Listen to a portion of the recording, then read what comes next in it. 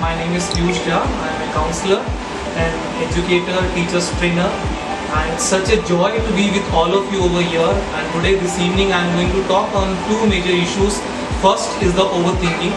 Very often when I meet youth and when I ask them that what is the problem that you are confronting these days, the majority of the youth says that, sir, it is the overthinking. We think on one issue, then we keep on dwelling on that, and the process does not end. So here I am to reflect little bit with my wisdom that why there is the overthinking. First of all, let's understand that as all the organs of the body, heart is having its function, liver is having its function, kidney is having its function, in the very same manner, mind is also having its function. And let me tell you one thing, though it is a huge topic, but mind is not an organ, the organ is the brain. But all the thinking work is done by the mind. So it's the basic nature of the mind to think. And a survey says that from 90,000 to 1 lakh thoughts we have each and every day, random thoughts. But when we think about something and we get stuck with that particular point and we dwell on that particular point, that is known as the overthinking. Now let me tell you one thing, that what is the basic reason for the overthinking. Mind is hardwired for the familiarity. Mind does not like what is not familiar with it. So for example, you want to go for any work out of station, maybe to Delhi or Bombay, and you have never been to that place. So all the time you will be thinking about that what I am going to do there, what I am going to manage over there, and then later on, one by one, thoughts keep on coming to your mind. And the funniest thing about the mind is that first of all, it will give you all the negative thoughts. The reason behind this is first our upbringing, very especially when we are in the Indian scenario.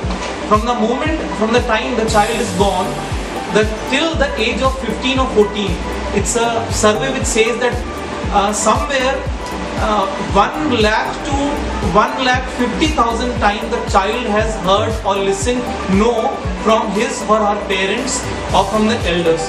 So by the time we are entering into the teen age, the mind is very much trained to have a sort of negative self-esteem, and that is something very common. Also, in the primitive times, the primordial times, when there was the early man period, we used to live in the tribes. Moving out of the tribe was risking your life because it was the unknown terrain. So right now also, when you think, suppose for example, you are planning for a job, you are planning for a career, and you do not know about that, what to do and how to do. So you keep on thinking on that, and mind always gives you suggestion not to go for something which is unknown, because mind feels it is risky and you are not safe out there. That is the one reason why we keep on overthinking again and again. Now let me tell you the remedy of this thing also, that how we can stop the overthinking. The best way of the overthinking is that why you want to enter the unknown terrain. The basic problem is that because I do not know where I am going, that's why I keep on thinking.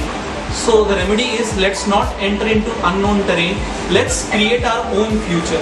When you are committed for something, you will be exploring all the ideas about that. So there is a difference in I am interested in something and I am committed in something. If I am committed in something, I will be exploring all the X, Y, Z pros and cons about my future, and then only I am going to opt for that particular choice. So the biggest way to overcome overthinking is, let's not enter into unknown terrain, but let's create our own future by getting very clear about what I want to do, how I want to do, and where I want to do. The second option, or the second talk that I want to talk about, is comparison.